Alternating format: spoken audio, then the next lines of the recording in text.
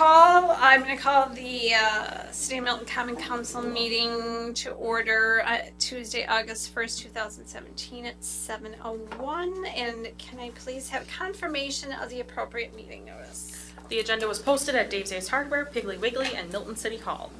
Thank you. Item number 2, approval of the agenda. Can I get a motion? So moved. Second.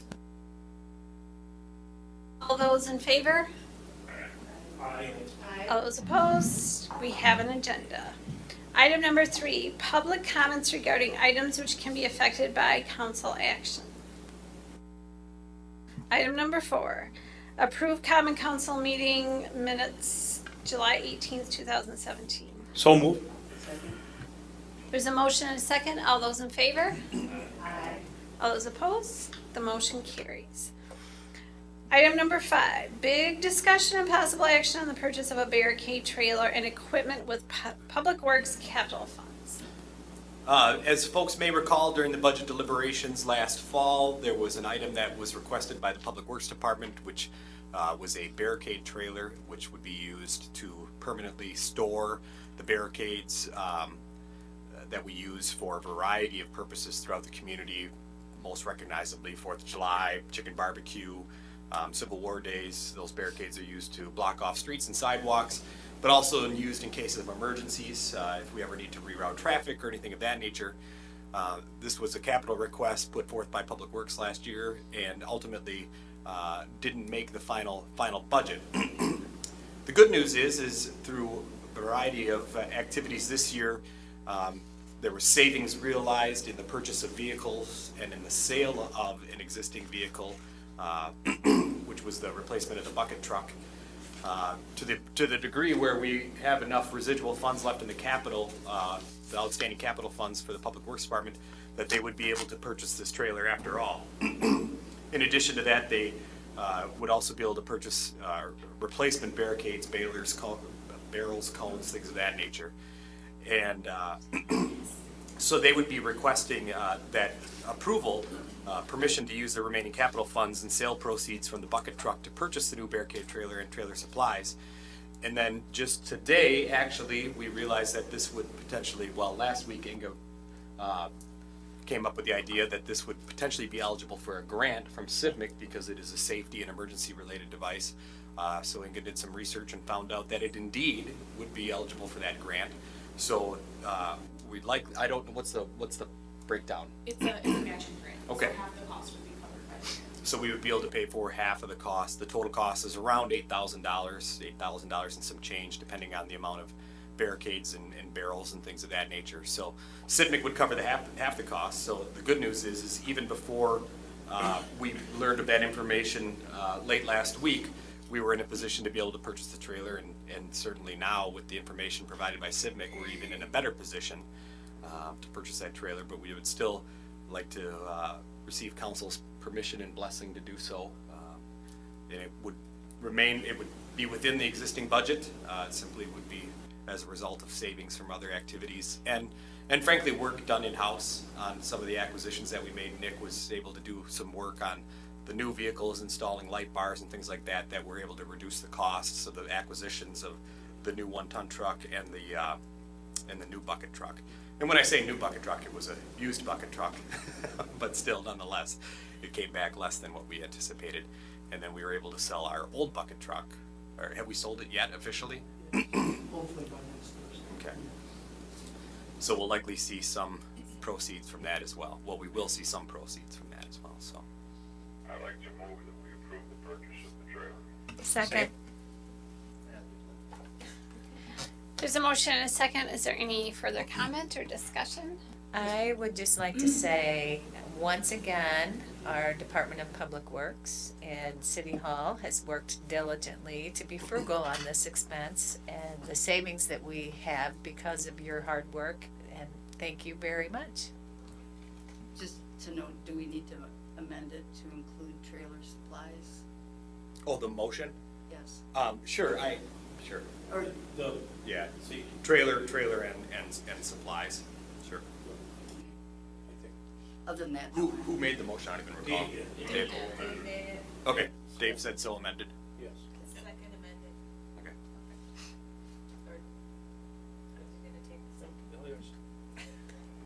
Okay, anything else, you guys?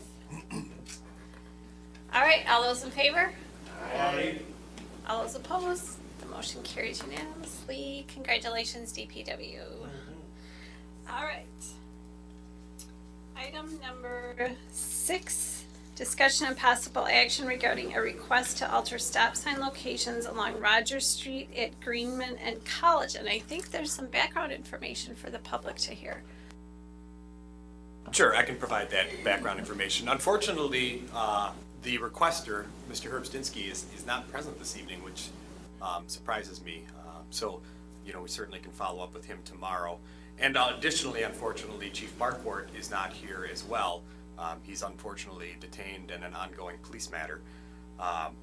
But I can give background on it. We certainly can discuss it, and whatever the council chooses to do, we can do so.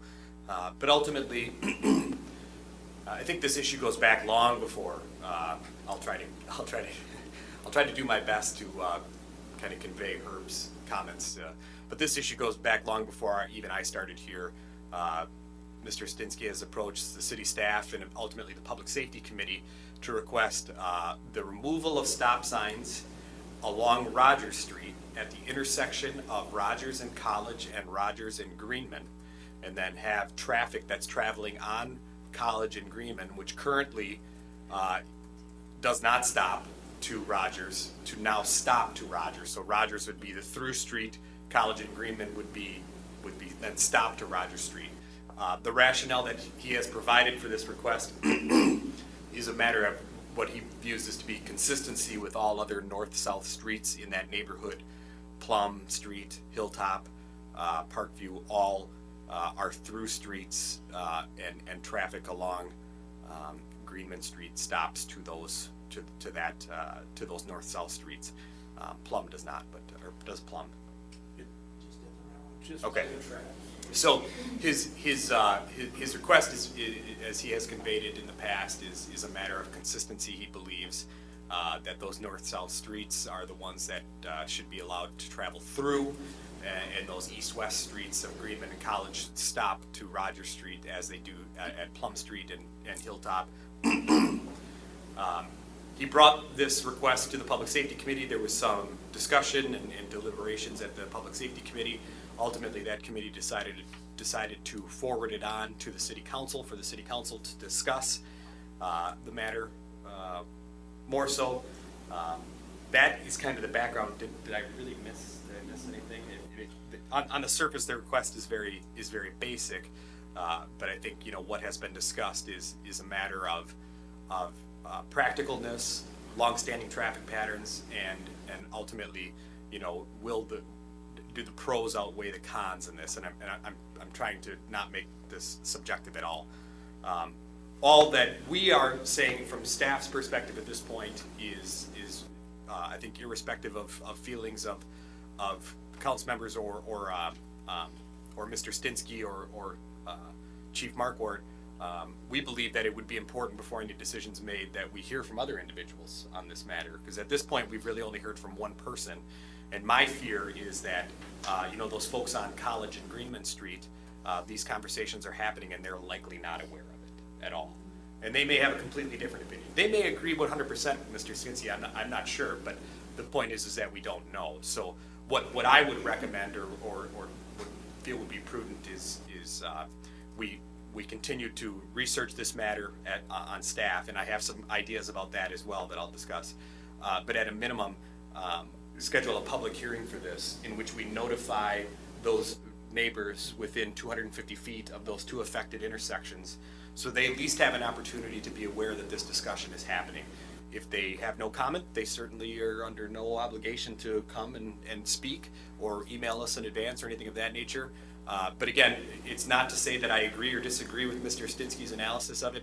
I just think it's important that we hear from other folks who may be affected by this, who may have absolutely no idea that this conversation is happening.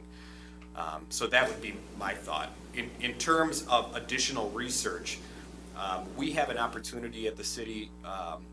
When this item came up at Public Safety, Mr. Stinsky also requested basically a traffic impact analysis or a traffic analysis, for lack of a better term, along Parkview Drive to to look at the speeds on Parkview Drive. So, not to veer off onto that topic, but to stay on the College Street one, we actually went to our engineer and said, okay, what would it cost us to do a simple traffic analysis of Parkview Drive and these intersections? And ultimately, the cost came back was $2,300, which is probably a reasonable cost in that world, but we staff viewed that as unreasonable as these requests. Mr. Stitsky also provided us with some information from the DOT that had recommended traffic analysis processes that we could utilize, in which we would have a staff person sit out on Parkview and radar traffic in a nondescript vehicle as to get an accurate representation of traveling speeds, which is still an option. But with all that being said, during these deliberations, Scott, or Chief Marquardt, either approached a vendor or was approached by a vendor who sells a device that monitors traffic. It's a little black box that you put either on a signpost or on the curb. It's completely nondescript, and it tracks all traffic information in regards to speed, direction of travel, traffic counts. And so Scott researched that device and provided an estimate for us, and it's something that we are strongly considering purchasing, frankly, irrespective of the conversations of Parkview or Rogers Street, because I think it would be very beneficial to us throughout the entire community in terms of traffic counts and speeds and traffic patterns and things of that nature. So Does it help with going through stop signs too? I don't know. I do not know. The clock is, I do you're not know. rolling through, right? That's a good question. That's something we would have to look at. The nice thing about this device is that not only does it track this information, it provides it in a packaged report afterwards that you can view, and the data becomes very tangible to everyone. So again, irrespective of the Parkview Drive and Rogers Street discussion, we think that this is a worthwhile item to further investigate and potentially purchase. And I spoke with Mr. Stinsky last night about this, and he said, yeah, that sounds like a great idea. If you're not able to make a decision at the August 15th public safety meeting, he would be certainly willing to wait for that information to become available. So talked to Chief Marquardt this morning about it, and he said that he'll continue to pursue the acquisition of that device. So just talked about 4 different things right there, and really all we're supposed to be talking about is College Street. But that's kind of the background with some new information that has kind of materialized since that public safety meeting, which was July 18th. So tonight, again, what the Public Safety Committee recommended was that this be forwarded on to the City Council to discuss this matter about the traffic, specifically about the stop signs at Rogers and Collins and Rogers and Greenman. So, and then I kind of elaborated beyond that as to what staff believes, and then in addition that we may be able to have some additional information to help guide this conversation at a future date as well. So So we could send it back to public safety, or we could. sure, yeah. I wanted to ask a question if I could. If we do a public hearing, which I think is a good idea, I really think we might want to not do the 250 feet, but maybe like 3 blocks in Sure, either direction. yeah. To get more There's nothing. input because Yep. it's. Yeah. it- I it's thought a- about that too, because if it's you a open- stopping if you do issue, it's not 250 a feet from the neighborhood. stop sign, you may get 2 houses in each direction. That's what I you know? meant. So I agree, yeah, I think we could certainly widen that radius to grab larger parts of the Well, neighborhood, because it's not yeah. just the folks that are directly adjoining that intersection. My concern and Howie and Scott's concern, not to speak on their behalf, and certainly chime in, Howie, if you want. My concern is that, you've got folks that live on College and Greenman that may have lived there for 40 or 50 or 60 years, and they have driven down that street thousands and thousands of times, and then all of a sudden this traffic pattern changes, and they may not be aware of it. And we can do all sorts of things to help highlight that traffic pattern change. We could, put flashing stop signs up or flags and things of that nature. But at the end of the day, once that change is made, folks are going to say, "Hold on a second. Yeah. Why did this happen?" I'll make a motion that we Well, would, because we could table it too. oh, well, we can do that. I was just gonna say, Wait. I'd make a motion that we have a public hearing, but And I'd actually like to second that, because I was gonna make that motion myself. So do you want to have the public hearing at the city council level or the public safety level? I think city council level, but just All right, so having that's all your of us hear it motion? at once, That's your motion and second? Yes, and maybe add in that we wanna reach out to about 3 blocks. 3 blocks, 4 blocks, whatever is appropriate, I mean, Go ahead. Oh, I've Oh, got but- too many mics on. And as far as like the public hearing, if you want to notice it in the paper, we could take flyers all up and down College and Greenman and up Rogers Street so that the people that use it, some of those are rental stuff, so that they know. And then like when Al was talking about the traffic counts, we talked about, we don't know how many cars actually go down College and Greenman that don't live there because it's been a through street. You might have like a 200 on those street and a 100 on Rogers, just because people get downtown from they just are used to going that way from other streets, so. So would you want to have the public hearing after we do this traffic study? Just, there's a motion in a second, so I'm trying to clarify what they want in their motion in second. Mayor, Yes. I think before you do a traffic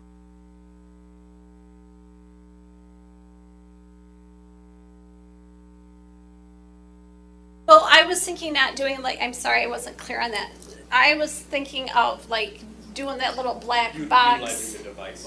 study, not the 2300 one, but that's why I was wondering, and maybe it's 2 or 3 motions, I don't know, but, Well, I actually thinking that, if you talk to the public first, and then we can see how much more we wanna proceed beyond that, okay. before we start doing traffic study. I'd agree with Ryan that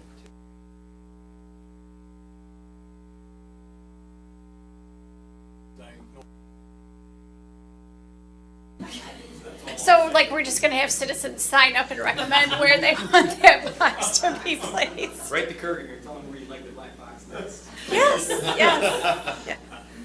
Okay, so, Inga, do you want to repeat the motion in the second? At this point, I have, the motion is to have a public hearing at the common council meeting and notify residents within a 3-block radius of those intersections. possible. Nothing's been determined, but just as a possible.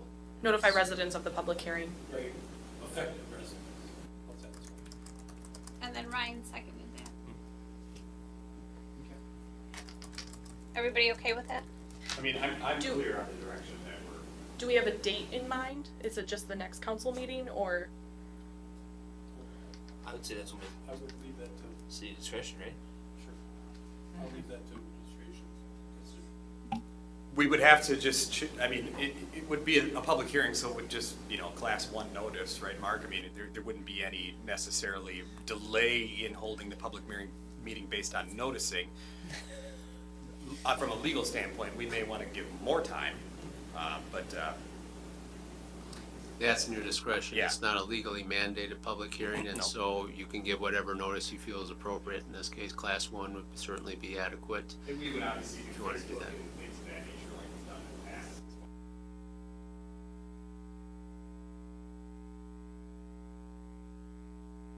That's it. I meant the second call for meeting. My apologies. So August 15th, 2 weeks from today. That's what I mean, I, put in my motion, but I think that's enough time to get letters out. I don't know, did you get people gone? I think that maybe you might want to extend that out a little bit, just because we've got school starting too. I mean, people are really focusing on getting kids back to school last week in summer. But I really feel like it's our responsibility to reach out to the community, because this is a very drastic change for that area. And they are more than likely residents that have been there since the college was open. with that being said, and not to further complicate it, so if we were to push it back, To September? it would be the Tuesday after Labor Day. So. The first day of school. Would be the first day of school, so, first day of school is actually Friday, the first. oh, for freshmen only, or something like that. Oh, I thought it was every. We just had this conversation yesterday. Okay. But with that being said, if we looked at, September 18th, it's a high probability we'll have that black box and could have data as well at that time. Well, then I- September 19th. That Tuesday? Tuesday, yeah, 19th, I'm sorry. Yeah. Then I amend my motion to include September 19th as the public hearing date. Yeah, I'll agree with that. All right, any questions on the motion or the second? The motion was to hold a public hearing at the September 19, 2017 Common Council meeting and notify affected residents of the public hearing within a 3-block radius of the intersections of Rogers Street and Greenman Street and Rogers Street and College Street. All right, all those in favor?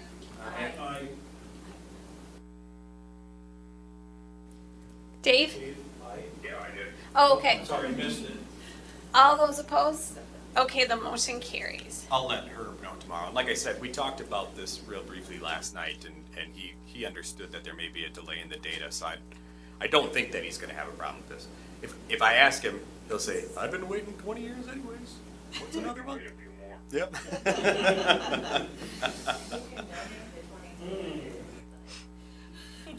Okay. Item number 7, discussion and possible action on city committee structures. So I think we've been revisiting this from time to time, but it's come up more frequently with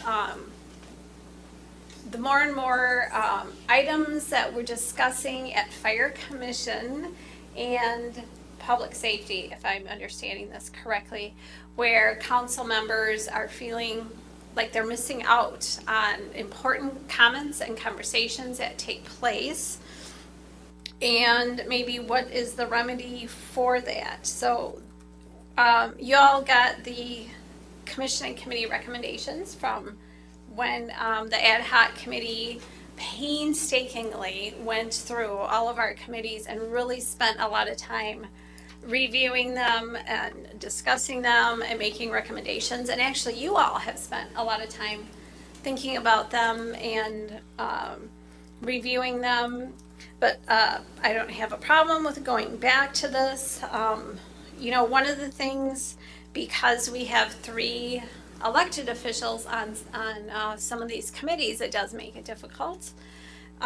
So the option, there's always the option to change the ordinance and make it be 2 elected officials and then have a vacancy from, or have a vacant position that someone from the community could fill. And we have that on many of our committees, and we take applications, and then I bring forward, usually there's not that many that apply, but bring the names forward and you all decide anyways. That's one option that we can do for some of these. And then, you know, there's the recommendations that you that y'all have on the memo.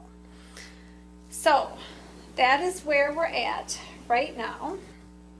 And let's go. Let's talk about it again. I'll be the, since I asked to have this put back on the agenda, I'll let you know what I was thinking there. I will actually use the Parkview Drive situation. I've lived in this community for almost 20 years, and during the whole time that I have been serving the community, I have kept in contact with my neighbors and all of the residents that have gone through, and either past, present, or future, different situations, especially because of the entrance of Parkview Drive and the concerns that parents have. It was really tough for me not to sit in on the comments and the questions that Mr. Stinsky had to say. I did take it, as I did go out and I spoke to the residents again, only not all of them. I only went from the white apartments out towards Crossridge Park.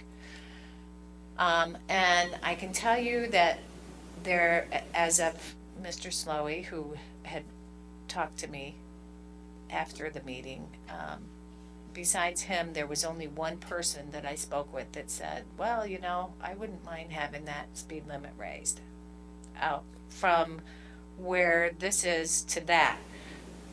But every other household that I spoke with said, are you kidding me? do they not know how fast people drive down this road and how dangerous it is? Maybe they'd like to come and sit in my driveway and watch my kids who are just trying to play or whatnot.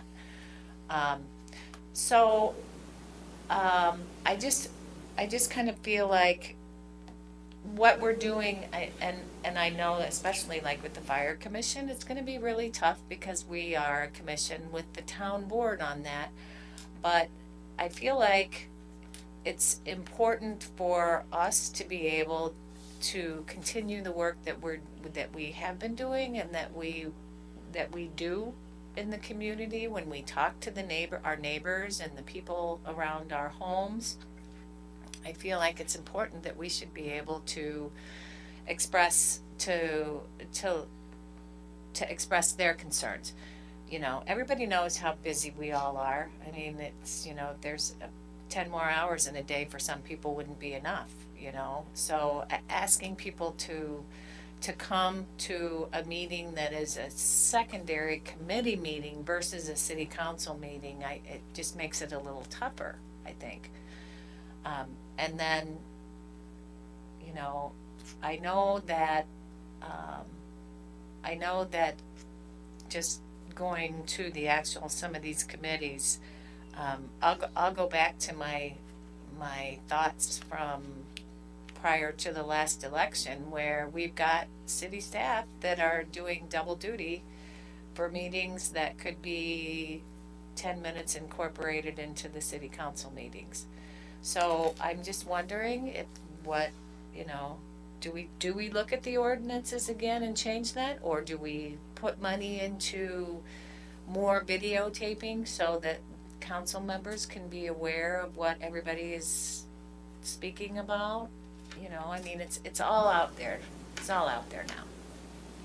Is one of your points, if I understand you correctly, like you feel like you're not able to really represent the community if you're not able to attend these meetings? Okay. I can't even respond to them. Well, how did that meeting go? Well, I don't know because I can't go. And a lot of people just don't understand that. And even though you tried to explain to them that there was a particular situation in a whole nother area of the state that brought some of these changes down that we have to follow in order so that we're doing the right thing, they just don't understand that. Any other thoughts? Especially since we have two other people that were on the ad hoc committee. Well, I think that was part of our discussion during that time, that it really became a shared democracy, that it wasn't just this group of people making decisions for everyone, that we wanted to get the community involved and be a part of those smaller committees to represent one another and share their opinions, so that bringing those issues to this council ultimately to make decisions could bring a wider range of opinion, a wider range of views, so that we really do build decisions based on a community of people and not just 6 opinions.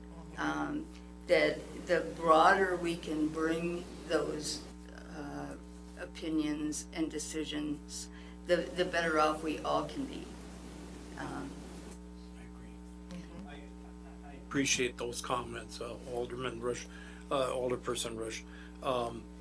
And the thing I wish could be done, but I understand from a legal viewpoint and probably an influential viewpoint, it would be wonderful if I could attend a committee meeting, because I just want to sit in and hear the discussion. Meaning I'm not there as an older person. I'm there as a citizen, but I'm also a quiet citizen. I'm there to observe. And it's not to question what the committee's doing, but it's to gather information. And the Fire Commission's a perfect example. I would love to be able to sit in and hear the discussions long before things are brought to us, like a referendum and other things, as a council.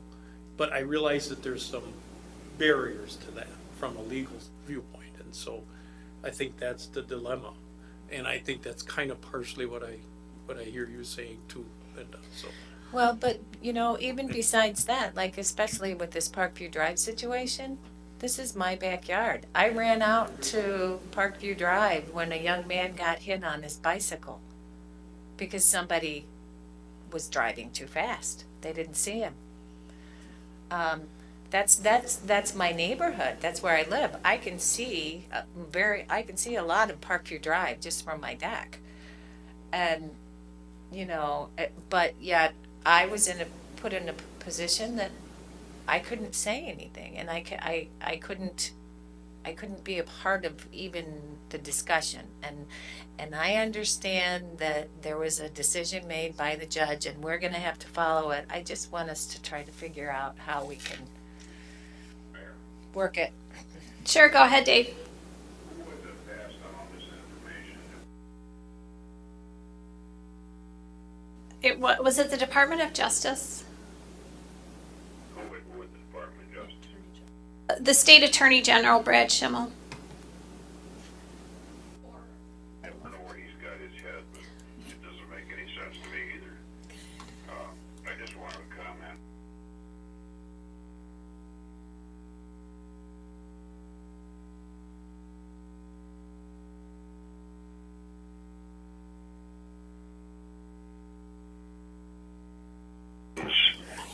Would be forwarded to the council that night, but no decision would be made by the council until 2 weeks later, the first meeting of the following month. That gave the commission or the council 2 looks at the same problem, much the same as you got options 3 looks at an ordinance change, and it worked well for many years, and then it got, I think, during Mr. Fraser's time, because of some rapid fire things that had to happen, got moved to where the decisions or recommendations from that meeting got passed on immediately, and the council had to vote on it that night. It cut the usefulness of that meeting, but it's been less and less forwarded to that. And I guess my discussion right now is academic, because it appears from the actions that have been taken over the past few months, this committee's already been eliminated. It either doesn't appears as a meeting canceled without notification to the chair, or it doesn't appear on schedule at all. So I think the decision to eliminate is a really dumb decision, but that's just my opinion. Thank you, Dave. Do we, how do we want to proceed? Do we want to go to this, take one at a time, or do you just want to focus on? That's what we did last time. So we can do that, and they don't all have to be the same. We can make a decision to have one person from the community on fire commission and 2 elected officials. That still only gives, that doesn't give us a lot of leeway, because if a 3rd person comes, don't we still have to notice it? Yep. So, All three persons had to be elected officials. oh, no, and that was, All 3 could be citizens. all 3 could be citizens, and that was something that was one of the changes that we made in the intergovernmental agreement, was that they could be elected or they could be appointed. So I don't know if we're gonna make much headway on fire commission. What is everybody else's thoughts? And I'm not opposed at all to having 2 elected officials and 1 person from the community, because I think it does give people an opportunity from the community to take part in our process. And not everybody wants to run for office, right? That's not everybody's thing, but it does open it up to more participation. However, it's not going to really make it any easier. Just keep in mind that citizen you put on any committee is not accountable for what happens in that committee. Well, I think they are, because if they don't, I have the authority to remove anybody from a committee. And if you remember, in the past, mayors have removed people from committees. So it really rests with the mayor. If somebody is not doing their duties as expected on a committee, certainly people can bring complaints to the mayor and the mayor can remove that person.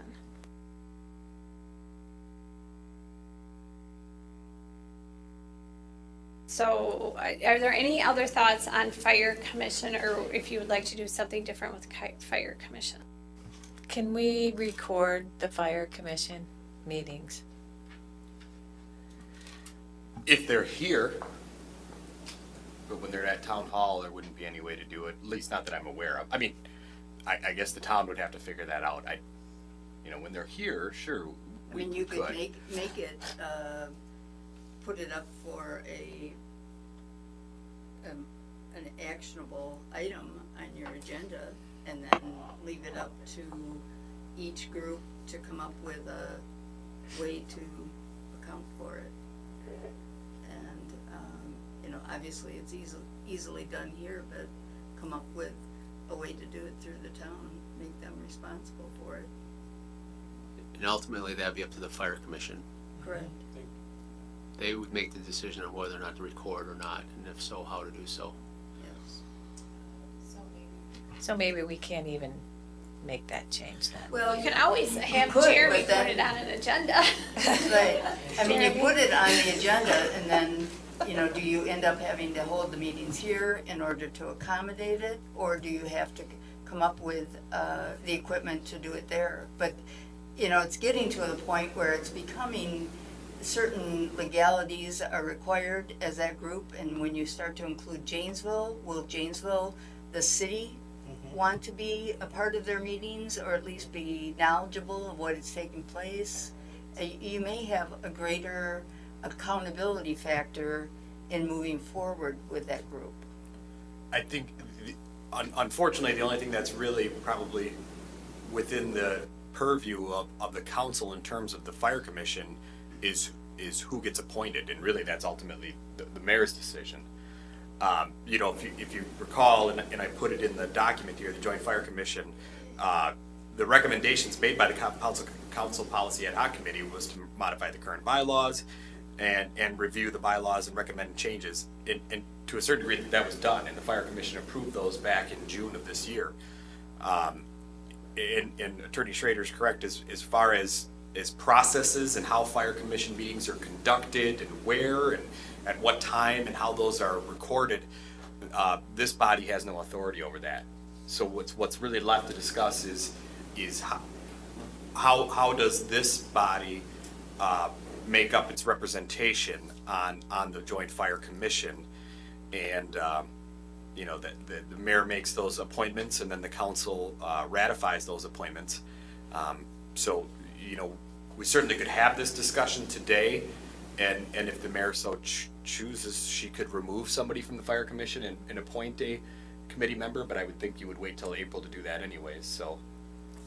I would wait till April, for the record. The fire commission is the stickiest of these items, simply because this group has so little authority over it, because it's truly a separate legal governing body. It'd be like trying to tell the town board what they should do with their meetings, or But it's also the one that we have a lot of very important things that are going on right now with the Yeah, progress that we've been making, and I agree, but And- the authority of this committee to do anything about that.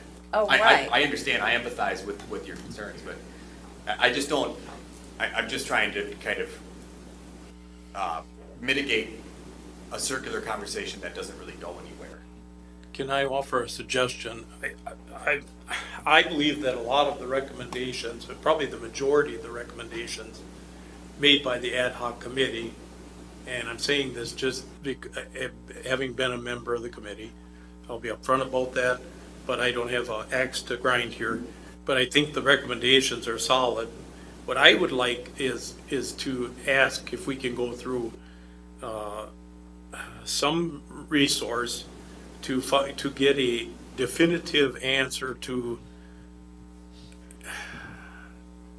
to the Attorney General's mandate, I guess, for lack of a better term, whether that's even appropriate or not. I think that's the real stickler here. Well, we did. We asked our attorney.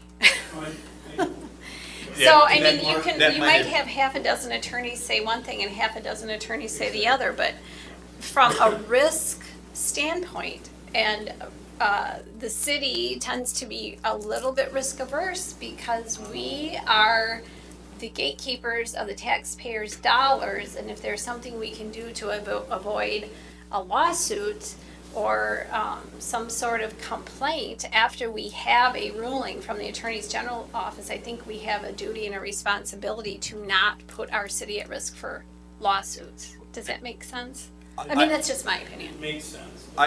What I'll add to that is, and this might have happened before you were on the council, It probably Larry. was. Attorney Schrader did provide kind of a written summary, for lack of a better term, of the Attorney General's opinion.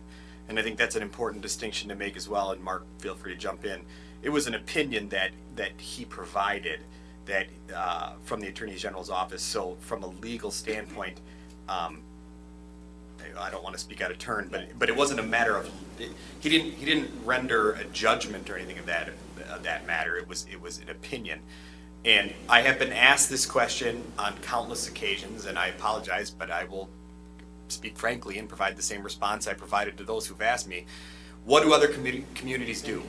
And my answer is always, I can't speak to that. Some may ignore, some may not.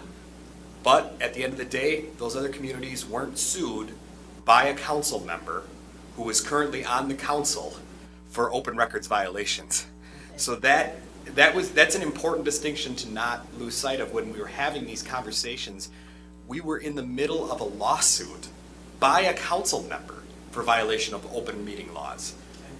So I think there was a heightened sense of sensitivity to this matter in which the council and the mayor and others didn't want to tread on the Attorney General's opinion while we were currently in the middle of that.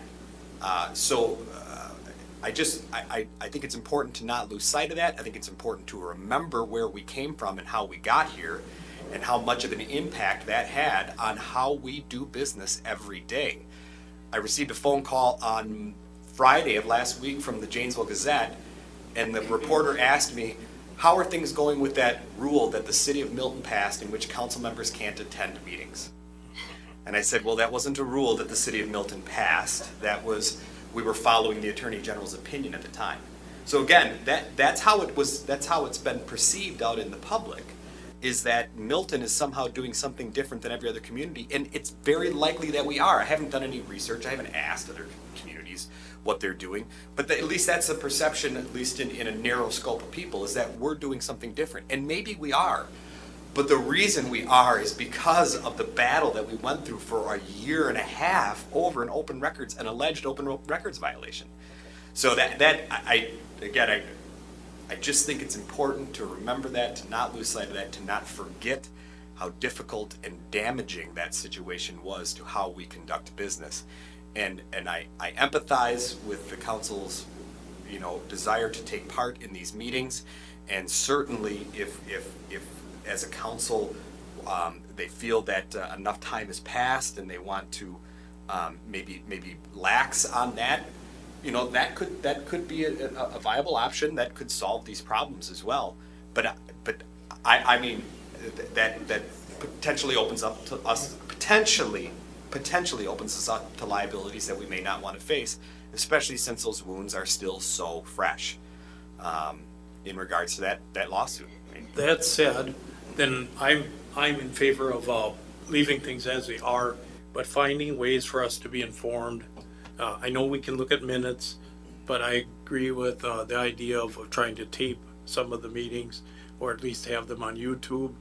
They're public meetings anyway, correct? I mean, so. Yes, they are. Well, I mean, I'm just saying, so then we have a choice as a council member to view that meeting, and I like that, and but then I'll shut up, that's all I got. So Mark, if a council member has communicated or received communication with members of the public, and they're not on, like, for example, like Linda's example, could she send an email to all the members of that committee and say, I just want you to have this information because I cannot attend this meeting, that I've spoken to, to multiple people, and here is what they said regarding this item on your upcoming agenda. Like, how would that work, or is that not okay either? In my opinion, a council member could provide information to a committee, any committee. Probably the best way to accomplish that would be to direct it to the chair of that committee as opposed to all of the members of it, because as you noted, on some of these committees, at least some of the members are council members, and so rather than direct it to everybody, just direct it to the chair. Communications with information is not in itself, doesn't in and of itself implicate open meetings. It's when there's a discussion, when there's a response to that information, that's where it implicates open meetings. And so, yes, if you have important information for a committee, it's appropriate to share that. And I recommend it be through the chair. I assume probably through the city staff, who would then communicate it to the chair. That'd be fine. And don't know back and forth, no exchange. That's correct. There would not be any discussion, whether it's contemporaneous or delayed. There shouldn't be any discussion on it. Correct.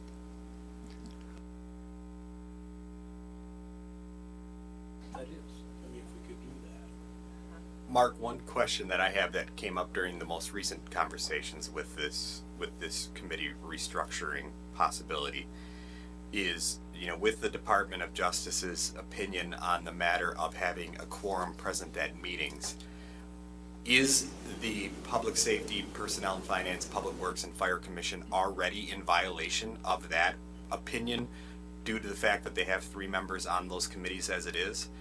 I mean, what we have told council members in the past based on this ruling is that if there are 2 council members on a committee, such as Parks and Rec or Tourism, that a third cannot attend. However, we are in essence sanctioning or encouraging 3 council members to attend Public Safety, Public Works, Personnel and Finance, and City Council and Fire Commission, but not noticing those as joint meetings, which is what the Attorney General had requested we do in those cases. I guess I don't want to get too far afield in terms of your discussion here on the committees restructuring, which is what the topic is on the agenda. But as it relates to the restructuring of the committees in order to comply with the open meetings requirements, the opinion letter that was directed from the Attorney General's office by an Assistant Attorney General is more nuanced than just stating that you can never have a quorum or a negative quorum, which is what 3 would generally be, of one body attend another body's meeting. It has to be read in the context of the facts in that situation, which is that it was commonplace for members from this one committee to go attend the other committee. And it was just happening all the time, and it wasn't just a chance. They couldn't possibly argue it was a chance meeting because it was happening all the time. So I understand where the Assistant Attorney General is coming from and stating in that situation, it's all, for all intents and purposes, a joint meeting. So notice it as such.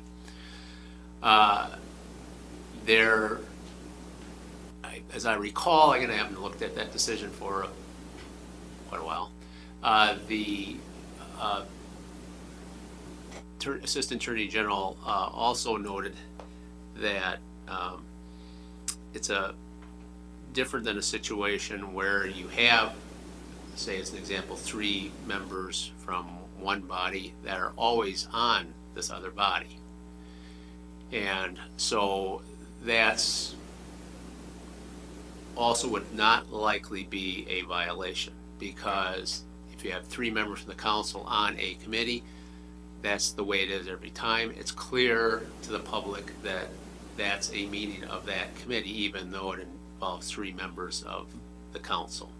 So I'm not concerned, based on the opinion, that that would be a violation. There's really nothing to confuse the public in terms of their functioning at that point in time. They're functioning as a member of that committee, because they always do. They're appointed to it.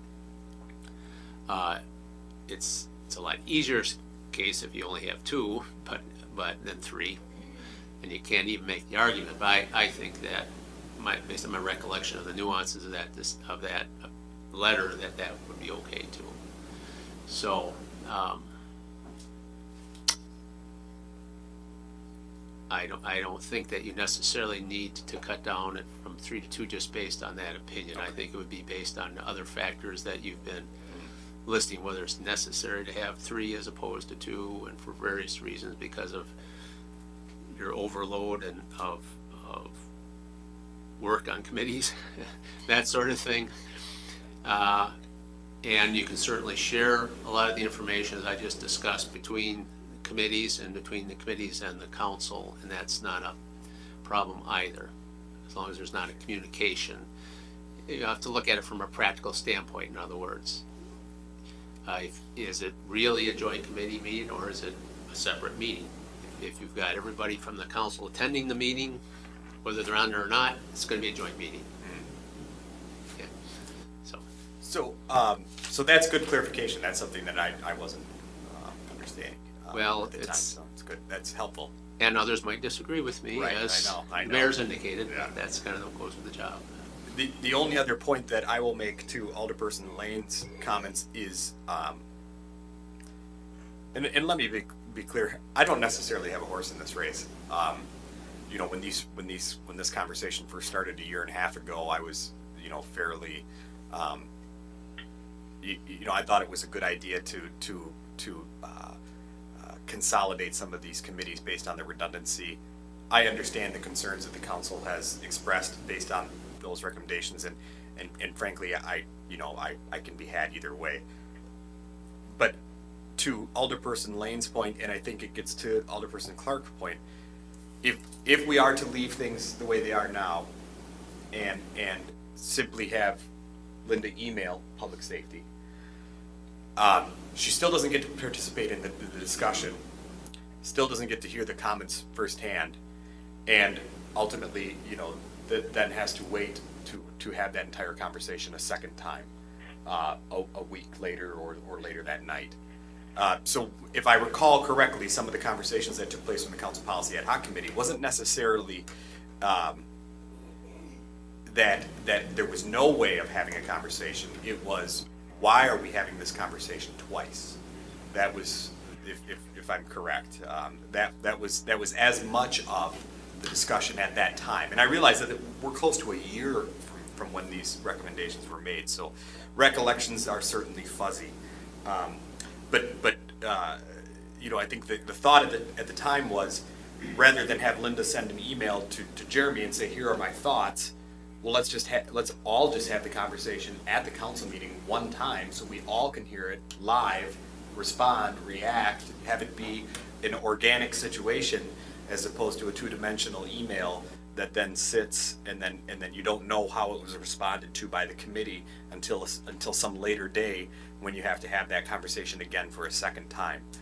So that was as much of kind of where my perspective was at the time, and from the committee's perspective. So again, more of just for illumination of past discussions' sake, I bring that up. I think when we first discussed it, right, as you are talking about, that the Public Safety Committee had gotten to a point where we really were not dealing with significant issues, that we were looking at data each month, and we were talking about kind of just pretty basic issues, and that when we had talked about the purposes of each of the committees, this was one that really had gotten to a point where it perhaps did not have a significant purpose that required perhaps a monthly meeting, and that it could be looked at in a different way, that people that had concerns might go to see the police chief, or it could be more directed to the Public Works Department. Or if it was a significant enough issue, it might come directly to the city council meeting and be discussed by the group as a whole. And this would be a perfect example of one that would come to the council as a whole. But that if we could direct them through the chief first, who could then decide, is this warranted as a council discussion or not?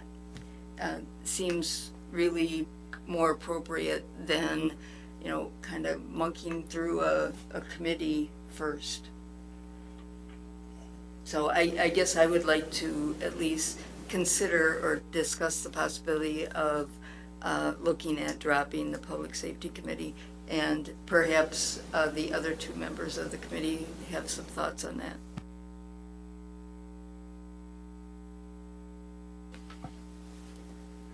I'm always open-minded, I suppose. So and the factor I think that probably hits home the most is if whether or not some of this is redundant. And I don't think I really have heard anything different, and I'm still listening, that when we voted the first time. I don't think that it's necessary to eliminate that option. I know When that you say option, what are you referring to? That it's not redundant or it is redundant? I'm not. that we would eliminate a committee. I'm not overly familiar with personnel and finance, but before I was chair of public safety, I was on Dave's public safety committee meeting, and there were things in nature for as far as crosswalks, and either way, there was a process that was filtered through, and if it didn't need to make it to council, then it didn't have to. I mean, some of the stuff is slow moving as it is. I get that, but we spent 2 public safety meetings over an hour, and it wasn't a specialized situation. And then after hearing all that, thought it was important enough to move on. So the stuff I'm Move it on to city council. Is that what you right, mean? but to experience those 2 hours over maybe multiple committees at council as well, it just seems like we'd be setting up some very long days. And I think that the idea of having a public safety committee in a community is very good. And I'm speaking specifically to that one because that one is the one I'm involved with. But it's also the things that we did change off the ad hoc committee, I was comfortable with. And the things that we didn't, or that I didn't vote with, I stay with, I guess, today. Thank you. Any other comments? I'll say with the 2 years we've been in public safety, right now we've been the busiest we've had for public safety in those 2 years. Most of the time there hasn't been much to talk about except seeing the police chief's report and occasional talk about accident data and stuff like that. That was more informative to helping us think about what we could do to better things. I wonder if maybe instead of eliminating it, what if you reduced how often it happened and maybe made it a quarterly meeting to start with, at least see what happens then. And if things come up, like right now with Parkview and Rogers Street, maybe then decide to meet more frequently, or see as time goes on what happens. But maybe instead of flat out eliminating it, maybe reduce it somewhat how often it meets, unless there's big things occurring like right now with those items. So I do remember we talked about the fact that we could cancel a meeting, and that the situation it was for staff, redundancy, the calendar, the emails, the time put into it. Is there a way to, is that an ordinance situation where we could have a meeting when we need it? Can it be bi-monthly, and then if we have something on the docket during the month we're supposed to be off, can we still have a meeting? Is that something that's even possible? Or if you set it up bi-monthly, it's gotta go that way. And maybe to add to that is maybe something where we could have, if there's nothing on the agenda outside the standard normal things on there, like the police report or whatever, then maybe the meeting doesn't happen. But if there's something special that comes up, then it. We do that now, right? It's kind of what we do now to an extent, right? Yeah. We do that now.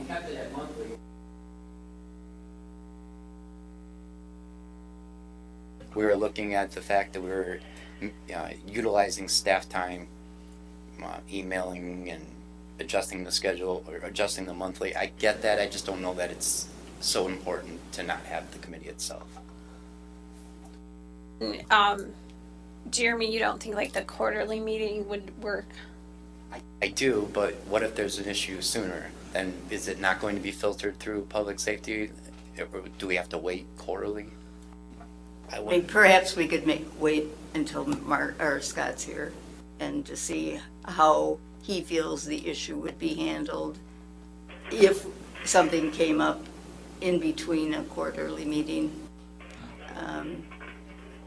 Since he would probably be the receiver of any question.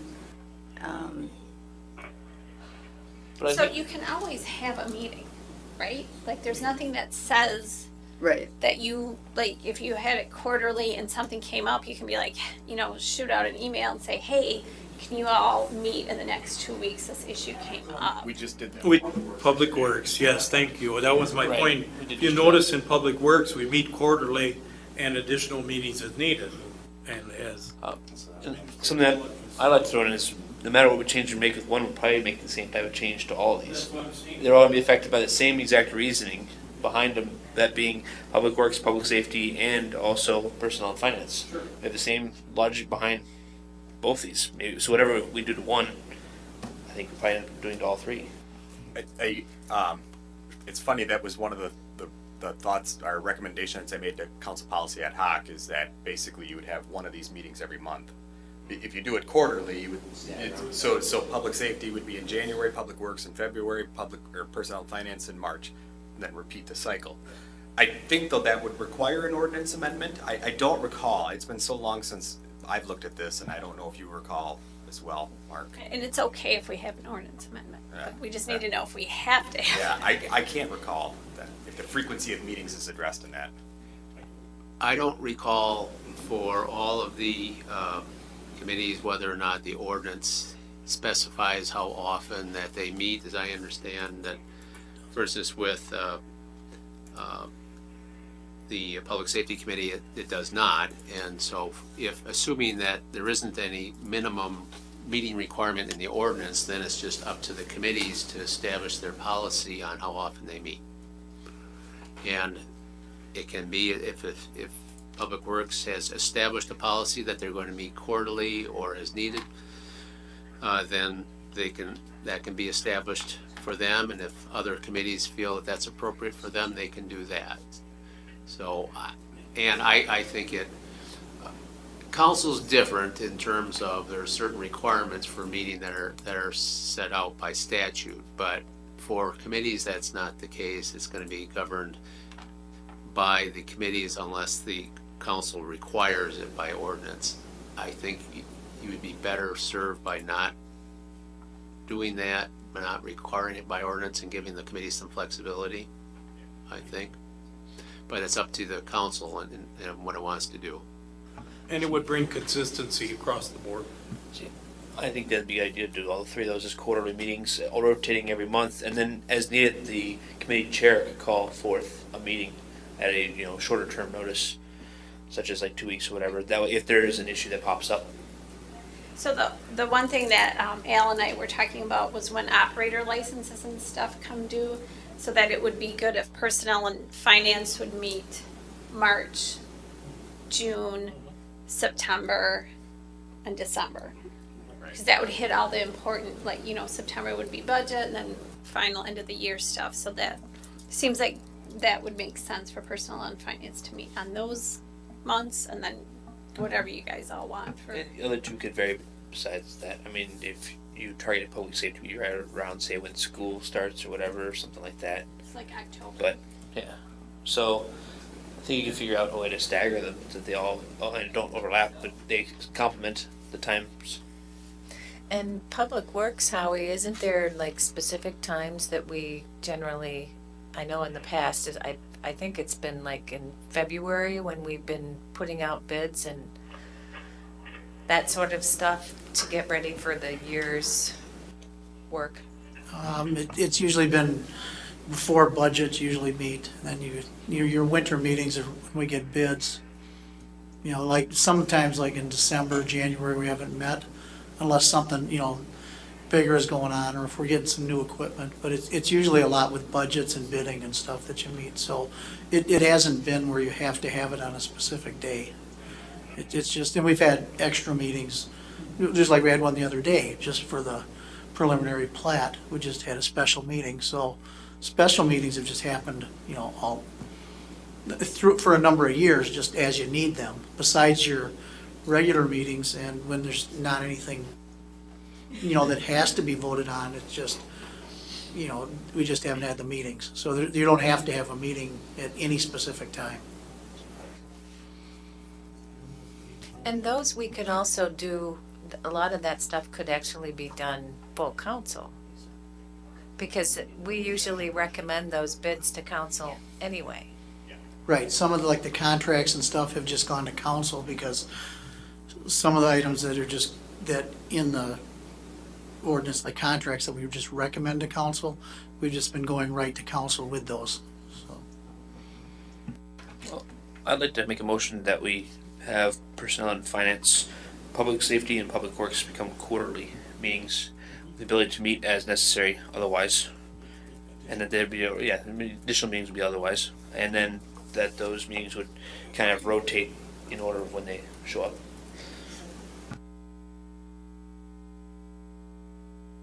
A motion and a second. Anything else? Read the motion back,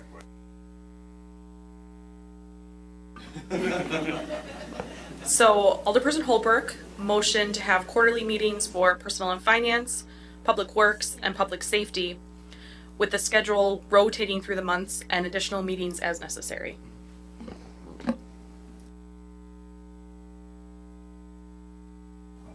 Okay. Everybody okay with that? Dave? Okay. Do we need a roll call vote? No? Okay. Dirty looks and daggers this way. All those in favor? Aye. All those opposed? Okay, the motion carries unanimously. Nice compromise. Sure. I don't know if it has to be a motion, but just that we find ways to, if we can, to videotape some of the, whatever city administration considers critical issue meetings. Does that make sense, rather than videotaping everything? Yeah, what I think, well, one thing comes to mind just off the top, and of course, I'll discuss this with Inga and well, the rest of the staff as well, is knowing that these meetings are likely going to be less infrequent, but likely more substantive and regular. It probably will be easier for us to record them, because the difficulty comes is coordinating, the man behind the curtain back there, Matt, when he doesn't know and we're trying to scramble to get him, on 2 days' notice. If we know in advance, I think it's probably going to be easier to do. But there will be a nominal budget impact to it, and we'll discuss that. But I think the current arrangement helps. It's going to make it easier for us to make that happen. And I think it also makes a point to the community that we're being transparent. Yeah. I mean, they have the option of watching or not, but it's good to be able to tell people, if you want to know what's going on, just tune in, right? And do you want to make any changes to it being all elected officials, or like on personnel, on these three committees? Do you want to keep it status quo as all council members? I'm assuming that if there's no motion made to change it, that's what the consensus is. I mean, I am. we talked about a little bit about the negative quorum. Just removing one still doesn't eliminate that perception. Because if me and Ryan were the only ones on public safety and Linda still came, you get it. Linda's the president.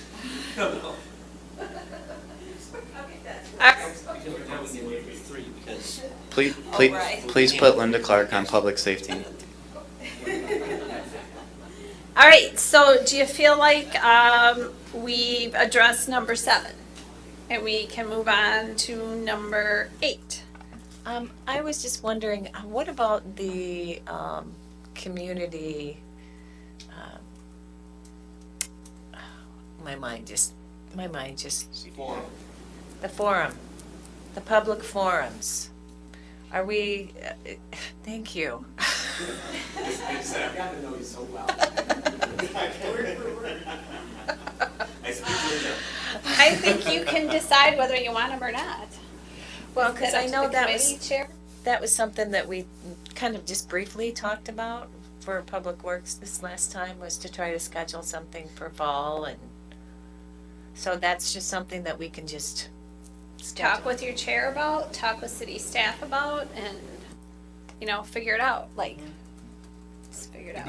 I trust you guys. It'd be good to loop Scott into that conversation. Isn't that what we talked about Public Works, is that we would try to loop Scott into it when it was possibly here tonight, or you were gonna, I think, talk to him with the idea of doing it after school started, if I remember right? Right, you can September even do a time. combined public works, public Well, safety, and- public forum. That's what we talked about, just, public forum in general, on any topics, And then people could come and talk to Yep. their council members. they could Correct. hear And, staff. right, and it might be really nice after school starts, because probably a month or so into school, then you kind of figure out what traffic patterns are, what issues have come up, so. at Public Works, that's what we were talking about, was doing after school start, about, towards the end of September. We did it last time. This time. I'm sending him an email right now, Okay. so I don't forget. General items. Going once, going to, oh, Larry's chiming in. Are we on committee reports or? General items. Okay. Committee reports. Yeah. Go, Well, I'm Larry. just gonna- The general item, I guess, is the general item. I'm excited about this, I'm excited about this alcohol policy meeting that's coming up. And I think a lot of us are planning on attending, and I'm gonna go with an open mind and try to hear ideas on how policy is being developed in Wisconsin and how it might be changing in the near future or the distant future. So I think it's good that we're able to attend that, so. Yeah, that was really nice that they reached out and invited us to do that. What group is that?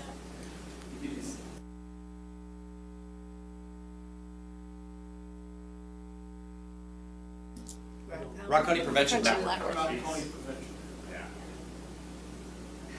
Network. And I also just have a general item too. I was able to help with the fair booth over the last weekend. For Sunday was Milton Day. And I just want to extend a big thank you to Inga and Carrie and Tammy for sitting on our front porch. We did have, during the time that Carrie and I were there, we had a lot of people come by, and I spoke to a lot of people. They were very happy about, I heard about Wally Fest, I heard about the library. It was just, I heard about Civil War Living History Days. We even had a gentleman that recognized both of us from that. So it was a wonderful event, and we passed out a lot of brochures. A lot of people were very excited about this. We passed out some of the tear-off mat pad sheets also. And then I just also want to just kind of remind everybody that we have the Chamber is doing the Milton Wine Hop and Shop on Saturday, September 23rd. The first 50 tickets sold right away, so we're doing a second bus, and you need to call Milton Chamber of Commerce if you would like to purchase a ticket. They're $50 a piece. There'll be lunch, shopping, and 3 wineries. Nice. Any other general items? Thank you for pulling that out. Committee reports. I just want to share that I'm involved serving on a committee that is developing the Ice Age Trails City application, and Inga and I and Danny and a couple other people are on that committee. And we'll be meeting, I think it's next week, to finalize the application for that. So I think that has a potential impact on the community in terms of our future parks development and also our Chamber of Commerce work and things like that. I'm really excited that we're doing that. So thank you for all putting in that work, and that is exciting. That's great. Anything else for general items? Say Public Works moved the. Is this a committee residential- report? Yes. Okay. Committee reports That's it what I'm is. talking about. That's what he was talking about. Yeah. So, committee report. Larry, you are just such a rabble rouse. So, actually, I think you already even said committee reports too. But anyways, Public Works, we passed along the residential plat to the next stage, which was, I believe, the Planning Commission, which met tonight. I'm not part of that committee, so I don't have a report on that one. Okay, there you go. And then CDA, we narrowed down our areas of interest down to, I guess, 5 key areas that we're going to be looking at. One at a time, we're going to kind of do a little bit of a learning exercise on 5 of those 5 areas, and then start narrowing down to into things like ordinances and housing and other things, exciting things.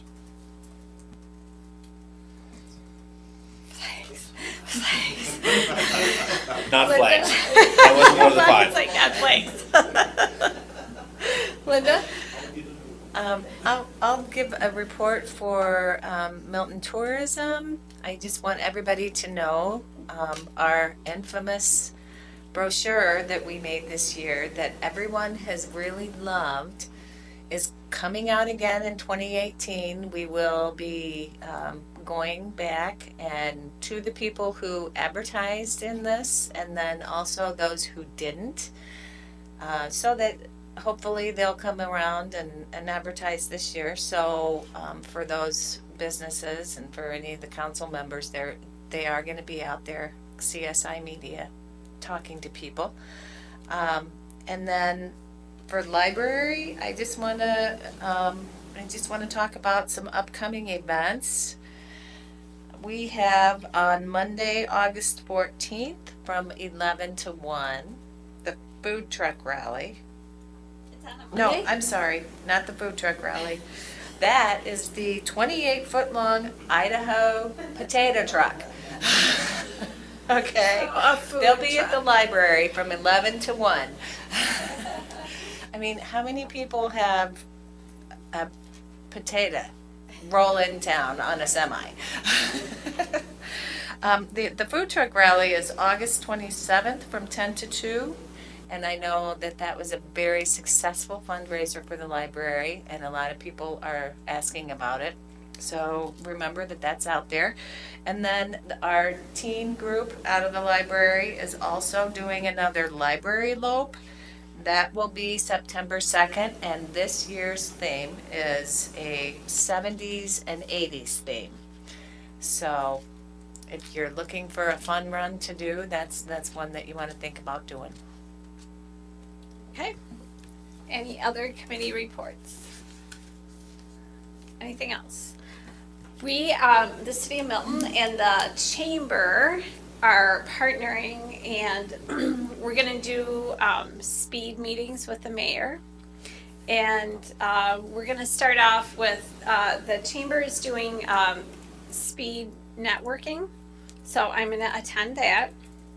And those are like 5 minutes long, but from there, businesses can schedule a little bit lengthier meeting, like for 20 minutes in person with the mayor. I'll go out to their business, so they can either schedule it out from attending the speed networking, or they can call the chamber and get on my schedule, and I will be doing several short meetings with area businesses, and we will have a press release coming out. And if it's really popular and we need to schedule more speed meetings with the mayor. Into September, we will do that too. So that's an exciting partnership coming up with the chamber. So I know y'all have been waiting. Oh, we'll do staff reports before we do team, because we have so many staff here. How we go? Did you see that bus? I'll just say, pretty much just regular stuff so we can get to team building. So.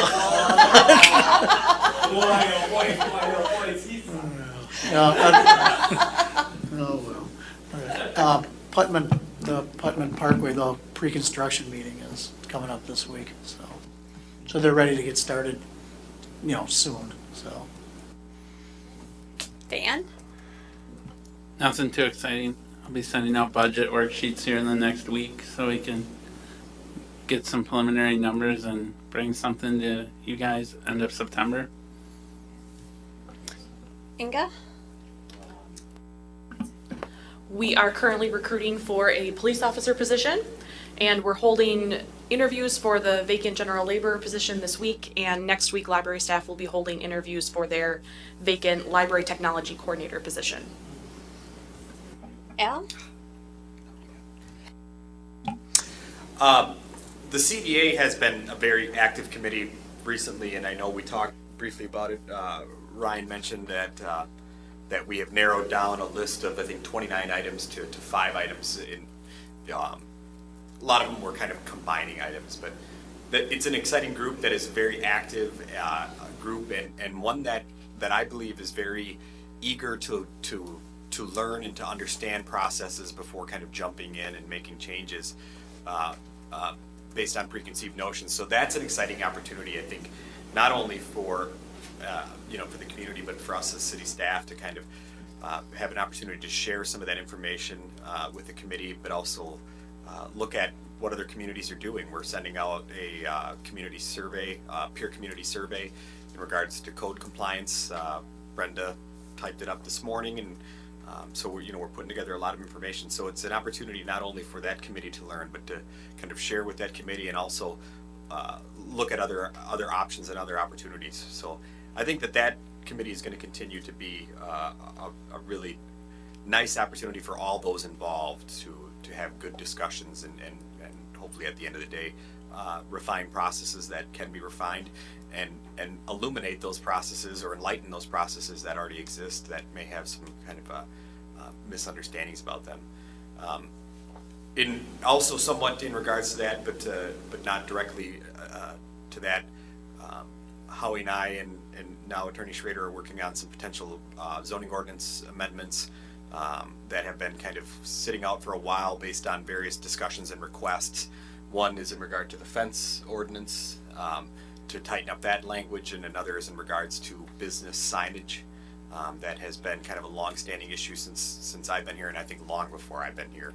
I certainly remember it was a big issue in Janesville, so I think we're not alone in that.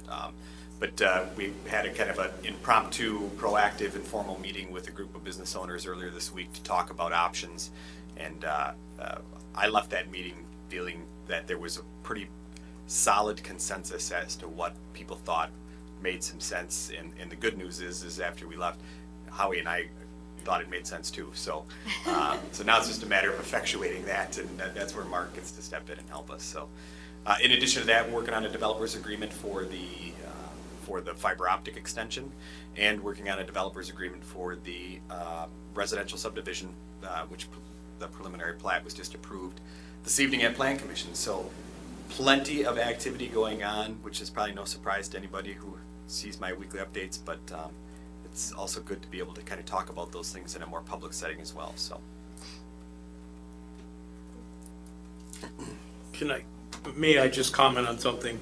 I appreciate that we continue to look at the environment along with all of our planning, despite what's happening elsewhere. And I think it's important to recognize that we can have development and also have solid environmental impact situations in hand. well, luckily we have an environmental intern that is helping us with some of those issues. We're as well. so amazing. It is important, and when I go to the CEO's conference, there will be some workshops on that too, so I mean, that's my position, is that we can do both. We can grow, and we can also be mindful of not doing harm to our environment. And we can do better. I mean, we can do better as a city, and we're working on developing those policies too. One thing I forgot to tell you is that along with the speed meeting with the mayor is Al and I are going to work on a little survey in partnership with the chamber to get feedback from area businesses on what they think the city is doing well, what areas they think that we could be stronger in, and any suggestions that they have. So, What the speed limit on Parkview Drive? and yeah, what the speed, right? Right. Just 50 it is. Okay, so Especially for all our new businesses coming. it's easy, obviously, for people to come to city council meetings or even tourism. So if we go to them and reach out, then I think that it makes it easier, and we get. Foxconn is not coming here. Thank goodness, I think. All right, Mayor? so, yes. Can I just make one fun announcement? I just want to, everything is fun. That's why we love Milton so much, because it's fun. I just want to remind everybody that the concerts in the park for the Gathering Place is this coming Thursday, not this week, next Thursday. Coming Thursday, but next Thursday. That's the Next final. Thursday, it's the final one, and it is a pop band. Ooh, exciting. Okay, so here is your team building. And I'm going to go first, just so you know how to do it. And Al's going to stop mocking me. No, I was dancing for Top Okay. Man. I said Grant can come back. This is how he dances. So. Okay, so here it is.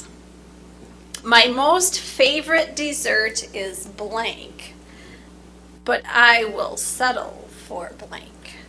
Okay, so I'll go first. My most favorite dessert is creme brulee, but I'll always settle for a chocolate chip cookie. So I'll take volunteers on who wants to go first, and then we'll go. Okay, so we're going to the left. My most favorite dessert is cheesecake, but like the good cheesecake, not the store-bought stuff. Like Giorgio's had awesome cheesecake. Cheesecake Factory has awesome cheesecake. But I will settle for almost any pie. Yeah, pretty easy when it comes to that. Teresa? My most favorite dessert is rum cake. So sassy tonight. Larry? How am I supposed to follow that? Okay, my mother's raspberry torte and my grandmother's strawberry rhubarb pie. Nice. Dave? Strawberry cheesecake would be my favorite. I guess I'd have to settle for caramel apple pie and vanilla ice cream. You guys have rich tastes. Dan? My favorite is key lime pie, but I'd settle for a grasshopper. Is it in a pie mold or? With booze. Mark? My favorite would be Brandy Alexander, but I'll settle for Brandy. Oh, smart. Howie? Rhubarb or pineapple upside down cake. And secondary would be frozen butterscotch torte with whipped cream. Linda? You guys are all fancy, man. My favorite dessert is really any cake that has icing on it. But the cake does really, I don't want it sweet, I just want a nice cake. My second favorite dessert, I guess I would have to say, would be anything sweet. Jeremy?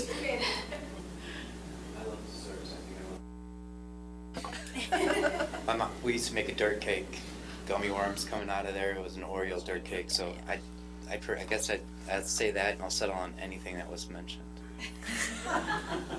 Ryan? I like the idea of settling on everything that was mentioned already, because that does sound good. But to jump outside, I guess, a little bit, caramel apples.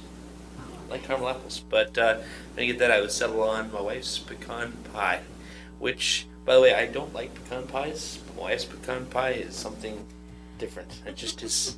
It's a chocolate pecan pie with rum in it, I think. No, it's bourbon in it. So Good. we'll be having a sign-up sheet for y'all to bring your favorites. Sounds like the potluck next summer should be. Yes, yes. Inga? My favorite dessert is everything, and I will settle for anything. Nice, you guys are awesome. You are awesome. All right, so she always says no, so I'm just used to the rejection and I can't take it anymore. We can just make them up. Yeah. Banana popsicles. Or Laughing Taffy. All right. Ditto to Inga. Ditto to Inga. It's on the record now. Does anybody know is Cone Zone still open? It is till 9 o'clock. Let's get it. I know. Next meeting is Tuesday, August 15th at 7 p.m. And do we have a motion to adjourn? So moved. Second. All those in favor? Aye. All those opposed? We're adjourned. Thank you.